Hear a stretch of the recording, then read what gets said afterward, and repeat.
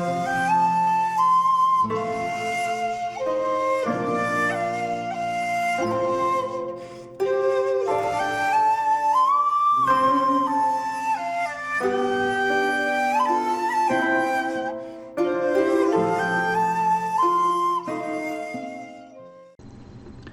there, this is Solitary Ronin from Solitary Ronin Films, and welcome to another random review.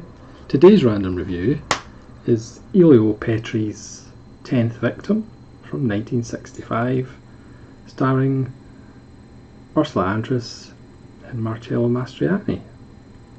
As you can see, this is a lenticular cover from Shameless Video, which has Ursula Andress's bra firing bullets.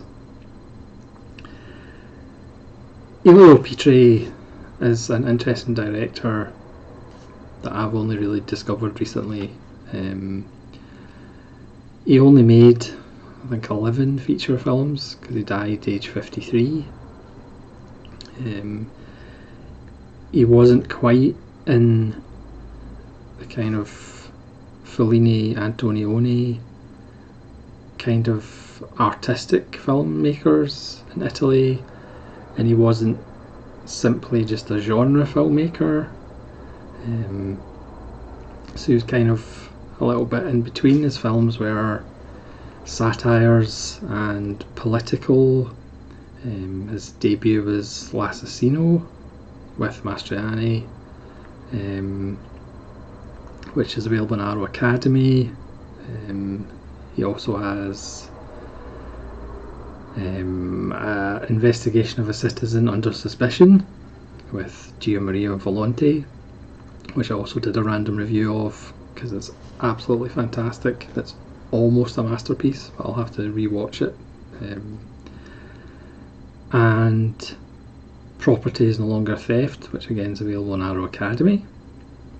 But the rest of his films, he has a couple more, possibly 3 more with Volonte, which sadly are very hard to get hold of, and they are just on DVD. This is Blu-ray and DVD combo by Shameless, and it has a wonderful interview with Kim Newman and Paolo Petri. Kim Newman really goes into detail of Petri's place in the Italian cinema scene, and it's really a wonderful interview because he even talks about, people assume that Kim Newman's seen everything, but even to him, Petri, the recording of that interview was a relatively new find for him. So again, it just talks about the excitement of finding a new filmmaker that really excites you. Like I said, Investigation of a Citizen Under Suspicion is absolutely wonderful. You can go watch my review of that film, or just go and pick up the Criterion Blu-ray of it because it's sensational. And The 10th Victim is also just amazing. It's a satirical science fiction film set in the future, but not really that far in the future, and it's essentially a riff on The Most Dangerous Game about hunting human beings. It must have had, this is 1965, so Rollerball was still to come, Running Man, Hunger Games, Death Race 2000, Battle Royale even. So it's like hugely influential, the same way The Most Dangerous Game was unbelievably influential.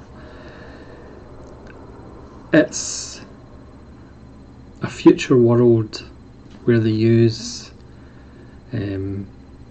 strange locations in Rome that look futuristic. They don't build sets or anything, but there's a wonderful juxtaposition with the Colosseum and other places in Rome.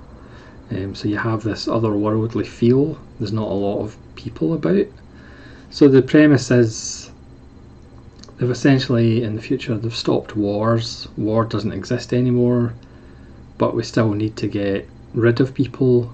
So they have the big hunt. That's hunt. So you have 10 hunts.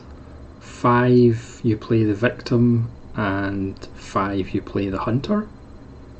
And once you get to 10 wins, you become a millionaire.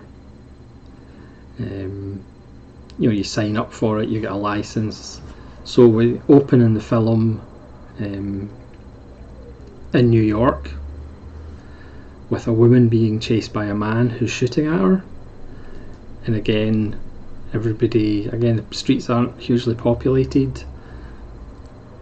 which gives it this kind of eerie feel. And they eventually go into the nightclub where Ursula Andress's bra comes into full effect. It's just a wonderful opening that immediately piques your interest. It was based on a short story called The Seventh Victim, but it's 10 victims for the film.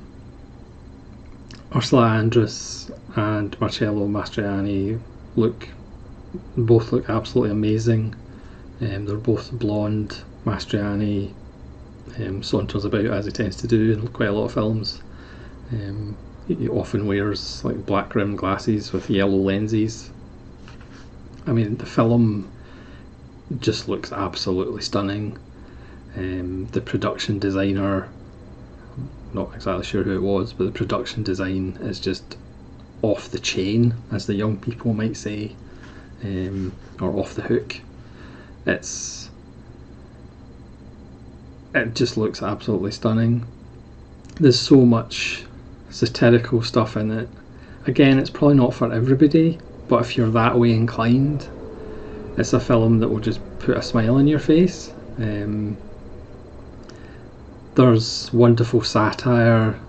Ursula Andress is up to 9 kills, or 9 successful hunts, so she just needs to kill Mastroianni because he's her final victim. And she has a whole entourage because they're hoping to film the death for Ming T. I don't know whether that's any relation to Merciless. Maybe he came back after being defeated by Flash Gordon and started a tea company. But it's just wonderful, as at one point they're both vying for sponsorship deals of their last kill, and they have to say these catchphrases as they're going to kill each other. It has a wonderful cat and mouse game between the two stars, which again just puts a smile on your face. There's little wonderful moments, as Kim Newman alludes to as well. At one point, because you're the hunted, the reclamation team come and take all your possessions away just in case you die. And he has a comic book collection, which again in 1965 was probably a bit ridiculous, but as Kim Newman says, if you actually pause the film, you'll see some of the comics are actually really valuable today. So when they're arguing over please don't take my comic book collection away, again in 1965 that might seem absurd, but of course nowadays people would be like that because comic books have become really valuable. There's just lots of lovely little touches in it. There's a ban on shooting in restaurants during the hunt, and one of the hunters kind of complains, you can't shoot in schools anymore, you can't shoot in churches anymore, it's so restrictive. It's just a lot of fun. Again, the satirical points about, because I don't know when, but I think the divorce law was not that long past in Italy, so there's this fear of marriage. Mastroianni's getting divorced, or finally got his annulment papers from his first marriage. He has a girlfriend who wants to marry him. He's just allergic to being married by anybody. So there's just wonderful little satirical points. It's just a stunning film. I don't think it's aged that much. It's certainly influential. The costumes are just jaw-dropping at times. I said the production design, there's a futuristic home of Mastroianni. There's like sculpture of like humans in plaster casts, which reminds me a little bit of After Hours, the artist that trapped Griffin Dunne in plaster. The production design is stunning. The chemistry between the two stars is wonderful. Both of them have never looked much better than they do in The 10th Victim. It's an absolute blast if you're that way inclined. Again, Petri is somebody that, I've got 4 of his films, but I really need to try and find his other ones, which unfortunately are pretty difficult to find. Especially, like I said at the start, he's got at least an R2 or 3 with Volonte, who is also absolutely fantastic. So Petri's an interesting director.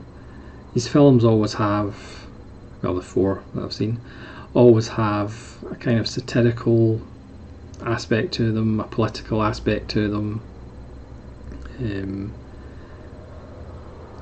and they're just wonderful.